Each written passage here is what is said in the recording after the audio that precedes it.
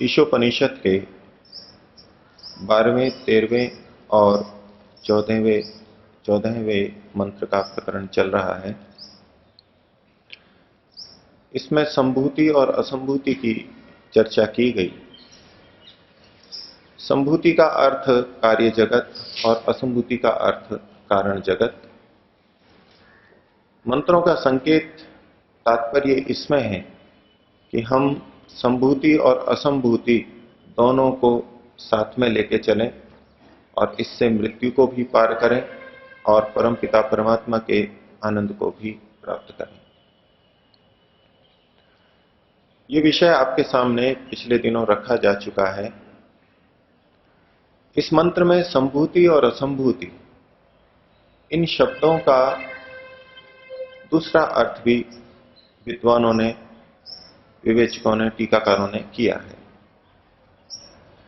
उस अर्थ के अनुसार इन मंत्रों को हम कुछ और भिन्न ढंग से देख सकते हैं। संभूति शब्द का उन्होंने अर्थ किया सत्ता। सत्ता यानी विद्यमानता। अच्छी प्रकार से सम अर्थात अच्छी प्रकार से भू धातु सत्ता अर्थ वाली है, भू सत्तायाम, तो अच्छी प्रकार से सत्ता का होना संभूति अर्थात विद्यमानता, बनी रहना, किसी वस्तु की विद्यमानता, सत्ता का बना रहना अर्थात नित्यता। तो जो संभूति की उपासना करता है अर्थात इस संसार को नित्य के रूप में देखता है, संसार के सभी पदार्थों को नित्य ही नित्य देखता है, इसी ढंग से चलता है, वो व्यक्ति संभूति की उपासना कर रहा है। और संभूति के विपरीत असंभूति अर्थात जो असत्ता की, विनाश की, अनित्यता की उपासना कर रहा है। इन मंत्रों में असंभूति के लिए विनाश शब्द भी आया है और उस विनाश शब्द का संकेत लेकर के असंभूति का अर्थ असत्ता, अनित्यता ये भी किया जाता है। तो जो व्यक्ति सबको नित्य ही नित्य देख करके चल रहा है वो संभूति की उपासना कर रहा है, और जो सबको अनित्य ही अनित्य जान करके चल रहा है वो असंभूति की उपासना कर रहा है। आप आध्यात्मिक क्षेत्र में देखेंगे भिन्न भिन्न मान्यताएं आज भी समाज में प्रचलित हैं, वर्षों से, सैकड़ों सालों से चली भी आ रही हैं। जो संभूति की उपासना करता है, जो नित्यता की उपासना करता है, वो हर चीज को नित्य ही देख रहा है। वो आत्मा और परमात्मा को तो नित्य मान ही रहा है, वो इस संसार को भी नित्य ही मान करके चल रहा है। इस तरह से जीवन जी रहा है जैसे कि ये शरीर, ये जीवन चलता ही रहेगा। आत्मा परमात्मा को नित्य मान रहा है, वहां तक तो बिल्कुल ठीक है, लेकिन अगर वो इस शरीर को, इस जीवन को, इस सृष्टि को भी नित्य मान करके ही व्यवहार करे तो इसके अंदर दोष आएंगे। इसलिए मंत्र में कहा जो संभूति की उपासना करते हैं वो और अधिक निचली स्थिति में जाते हैं। अकेले संभूति की उपासना, अकेले इस दृष्टि से संसार को देखना कि सब नित्य ही नित्य है, तो वो घोर अंधकार को प्राप्त होगा। इस सृष्टि को नित्य मानने वाले संप्रदाय भी हैं जो इस सृष्टि की उत्पत्ति और प्रलय को स्वीकार नहीं करते हैं और इस शरीर को मौखिक रूप से तो सभी नष्ट होने वाला स्वीकार करते हैं, क्योंकि वो अपने निकट अनेकों को शरीर छोड़ता हुआ देखते हैं, मरता हुआ देखते हैं। इसलिए समाज में ये तो कोई दुस्साहस नहीं कर सकता, ये तो कहने की हिम्मत नहीं जुटा सकता कि मैं मरूंगा नहीं या कोई शरीरधारी मरेगा नहीं। ये सब स्वीकार करते हैं कि मरेंगे, एक दिन मृत्यु अवश्य आएगी, लेकिन वास्तव में इस रूप में हर व्यक्ति नहीं देख पाता। अंतिम समय तक उसकी यही इच्छा रहती है कि ये जीवन चलता रहे, ये संसार चलता रहे, जो मैंने कमाया है वो मेरे पास बना रहे, जो पद प्रतिष्ठा मैंने पाई है वो मेरे पास बनी रहे। महाभारत का प्रसंग है, युधिष्ठिर और यक्ष का संवाद, जिसमें पांडव एक एक करके जल लेने के लिए जाते हैं और यक्ष के उत्तरों को न देने के कारण वहां मूर्छित होते जाते हैं। अंत में युधिष्ठिर पहुंचते हैं और कहते हैं कि मैं तुम्हारे प्रश्नों का उत्तर दूंगा। तो यक्ष ने जो प्रश्न किए उनमें एक प्रश्न ये था कि संसार में सबसे बड़ा आश्चर्य क्या है? संसार में सबसे बड़ा आश्चर्य क्या है? युधिष्ठिर का उत्तर था, अहनि अहनि भूतानि गच्छन्ति इह यमालय। प्रतिदिन यमालय की तरफ यानी मृत्यु की तरफ प्राणी जा रहे हैं। प्रतिदिन कितने प्राणी मरते हैं ये सब देख रहे हैं। अहन्यहन्य भूतानि गच्छन्ति इह यमालयम, लेकिन शेषा स्थावरम इच्छन्ति किमाश्चर्यम अतः परम। लेकिन जो बचे हुए हैं वो हमेशा ये चाहते हैं कि हम बने रहें। वो इस रूप में अपने को नहीं देख पाते कि मैं भी एक दिन मरने वाला हूं, ये जीवन कभी भी जा सकता है लेकिन मैं कभी भी जा सकता हूं, इसको वो अनुभूति के स्तर पर नहीं ले पाते। तो शेष जो है वो स्थिरता को ही चाहते हैं कि मैं बने रहूं, मैं बना रहूं। तो युधिष्ठिर की दृष्टि में है कि किमाश्चर्यम अतः परम, इससे बढ़कर के आश्चर्य की क्या बात है कि मरता हुआ देख करके भी व्यक्ति अपने बारे में यही सोचता है कि मैं बना रहूंगा, ये सब मेरे मित्र बंधु मेरे निकट बने रहेंगे। ऊपर से हमको यही दिखता है कि हर व्यक्ति जानता है, समझता है कि मृत्यु आएगी, लेकिन युधिष्ठिर भी इस बात को स्वीकार नहीं कर पा रहे हैं कि हर प्राणी अपनी मृत्यु के लिए तैयार है, मृत्यु को स्वीकार कर चुका है। वास्तव में हम अपनी मृत्यु को स्वीकार नहीं कर पाते। हम भी अपने को नित्य की तरह से चाहते हैं, नित्य की तरह से बर्ताव करते हैं, नित्य की तरह से कमाते हैं, नित्य की तरह से धन संपत्ति जोड़ते हैं। योग दर्शन व्यास भाष्य में भी आया कि ये सबकी इच्छा रहती है। माना भुवम, ऐसा कभी नहीं हो कि मैं नहीं रहूं। भूयासम इति, मैं सदा बना रहूं। ये वासनाओं का आधार माना गया। ये जो आत्माशी है, आत्मा की इच्छा है, वहां प्रसंग वासनाओं का चल रहा है, संस्कारों का चल रहा है कि ये कैसे बनती हैं और क्यों बनी रहती हैं, इनकी निरंतरता कैसे है।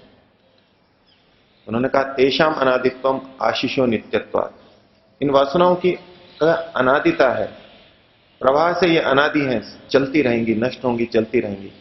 आखिर ये समाप्त क्यों नहीं हो जाती? तो कहा क्योंकि आशीषो नित्यत्वात्, ये जो जीने की आशा है, बने रहने की आशा है, ये आत्मा की, हर प्राणी की बनी रहती है और इसके कारण से वासनाएं और संस्कार भी चलते रहते हैं। अर्थात ये इतनी व्यापक मान्यता है, प्राणी प्राणी में विद्यमान है। तो जो संभूति की उपासना कर रहा है, सबको नित्य देख रहा है, आत्मा परमात्मा को तो नित्य देख रहा है, वो अच्छी बात है, लेकिन वो इस संसार को, इस शरीर को, अपनी धन संपत्ति को, अपनी पद प्रतिष्ठा को भी नित्य के रूप में देख रहा है, तो ऐसा व्यक्ति और अधिक निम्न स्थिति को प्राप्त होता है। केवल नित्य की उपासना कर रहा है, नित्य के रूप में ही संसार को देख रहा है, यह संभूति की उपासना चल रही है। और इसके विपरीत असंभूति की उपासना अर्थात अनित्य की उपासना, वो हर चीज को अनित्य देख रहा है। धार्मिक क्षेत्र में बहुत प्रचलित है, ये सारा संसार क्षण भंगुर है, नष्ट हो जाएगा, ये शरीर भी नाशवान है, घर धन संपत्ति भी नाशवान है। संभूति के विपरीत एक असंभूति की धारा भी चल रही है और बड़े व्यापक रूप से चलती है। जो चीज नाशवान है उनको तो वो नाशवान मानते ही हैं, वो आत्मा परमात्मा को भी नाशवान मान लेते हैं। हर चीज क्षणिक है, हर चीज नाशवान है, विनाशी है, ये मान्यता भी आज भी प्रचलित है। ये केवल असंभूति को दृष्टि में रख के चल रहे हैं। हर चीज अनित्य है। आध्यात्मिक क्षेत्र में, धार्मिक क्षेत्र में ये बहुत बातें चलती हैं। क्यों इस शरीर को इतना सजा संवार रहे हो, क्यों इस शरीर को इतना अच्छा कर रहे हो, एक दिन ये मिट्टी में मिलेगा। क्यों इतने बड़े बड़े ऊंचे भवन बना रहे हो, इतनी चमक तमक पैदा कर रहे हो, क्यों इतनी रोशनियां कर रहे हो, ये सब एक दिन समाप्त हो जाने वाला है। और इस भावना को उभार करके वैराग्य की बात पैदा की जाती है। व्यक्ति भोगों से निवृत्त हो, संयम में आए, ये सब किया जाता है और एक सीमा तक ठीक भी है। लेकिन अगर कोई इसी असंभूति की उपासना में सीमा से अधिक चला जाए, केवल इसी पक्ष को ले ले, तो उसकी दृष्टि में तो फिर आत्मा भी अनित्य है। तो इस शरीर के नष्ट होने के बाद में फिर कुछ और बचेगा ही नहीं, आत्मा भी नष्ट हो गई। तो जिसने इस जन्म में कर्म किए हैं उसको भोगने वाला भी कोई बाद में नहीं बचेगा। और ऐसा मानने वाला तो अंत तक जो चाहेगा वो करेगा। शरीर नष्ट हो गया तो सब कुछ नष्ट हो गया। यावत जीवेत सुखम जीवेत, ऋणम कृत्वा घृतम पिबेत, भस्मीभूतस्य देहस्य पुनरागमनम कुतः। ये मान्यताएं प्रचलित रही हैं। जो चाहे जैसे चाहे कमाओ खाओ, और ये शरीर नष्ट हो जाएगा, फिर किसने किसका देखा है, किसने किसका लिया, किसने किसका देना, सब समाप्त हो जाएगा। जो लेना है लेकर के भोग लो, सुख ले लो।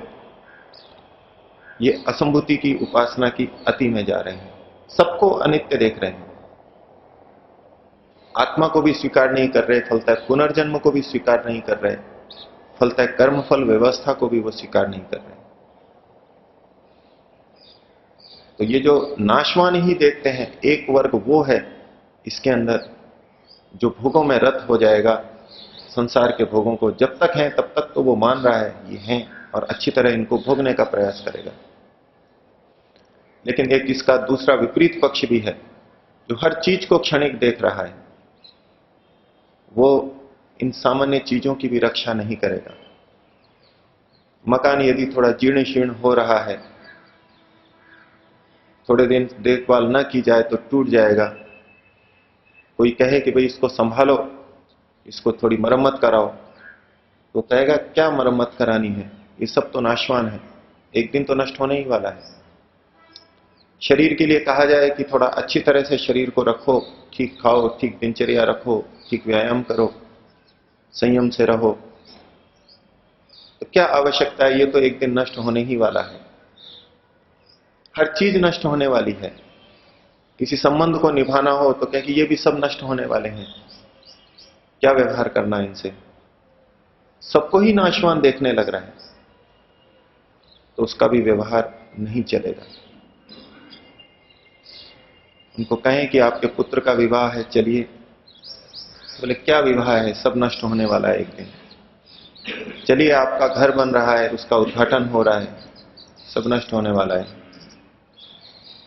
चलिए भूख लगी है, भोजन करें, रोटी, भाई सब नष्ट होने वाली है, शरीर भी नष्ट होने वाला है, फिर तो कुछ भी व्यवहार नहीं चलेगा।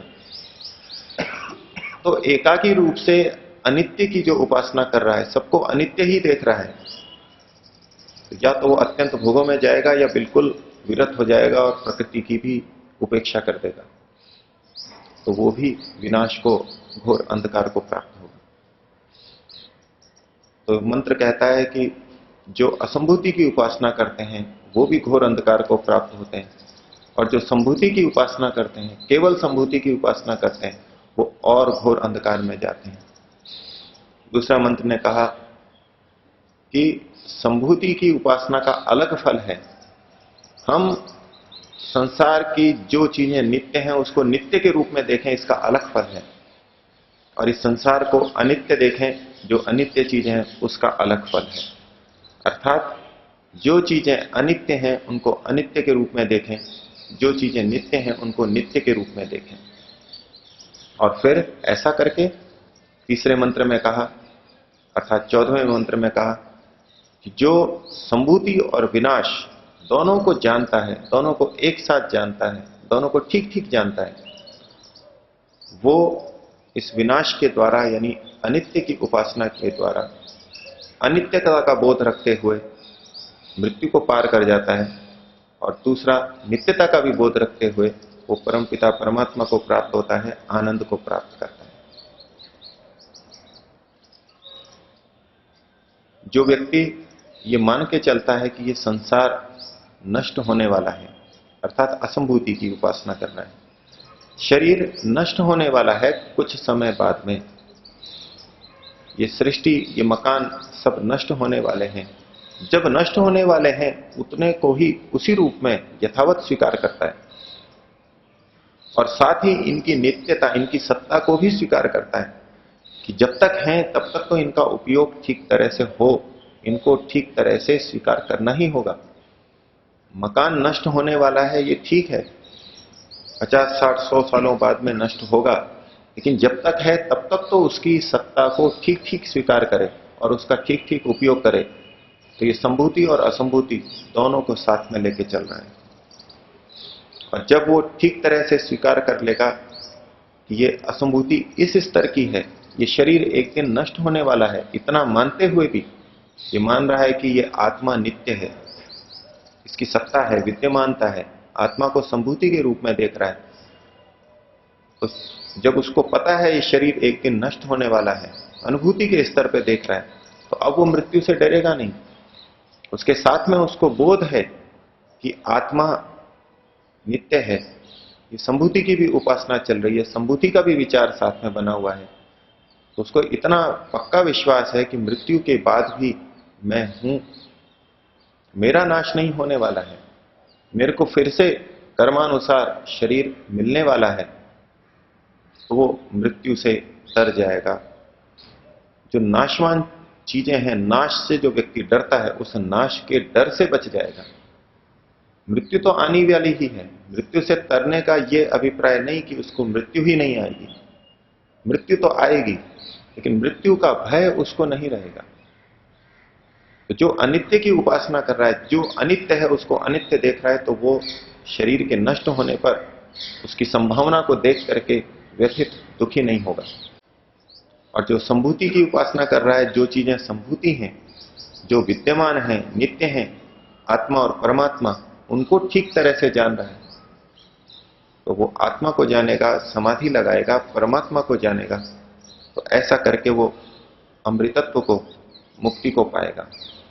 वो इस बात को मान के चलेगा कि आत्मा नित्य है और आत्मा नित्य ही सुख को चाहती है, और परमपिता परमात्मा भी नित्य है, उसके नियम भी नित्य हैं, और उसके पास नित्य आनंद भी है, मुझे उस आनंद को पाना है। इस नित्यता को स्वीकार करके वो मोक्ष मार्ग की तरफ बढ़ सकेगा। तो जो संभूति और विनाश को, नित्यता के भाव को और अनित्यता के भाव को यथा योग्य सर्वत्र ठीक ठीक जानता है, वो अनित्यता के भाव को बना करके मृत्यु के भय से बचता है, और नित्यता के भाव को मन में रखते हुए आनंद को, अमृतत्व को प्राप्त करता है। ये इन मंत्रों का इस ढंग से देखें तो अर्थ निकल के आएगा। और कुछ टीकाकारों ने व्याख्या की है, वो इन्हीं मंत्रों की कुछ और व्याख्या हम कल देखेंगे।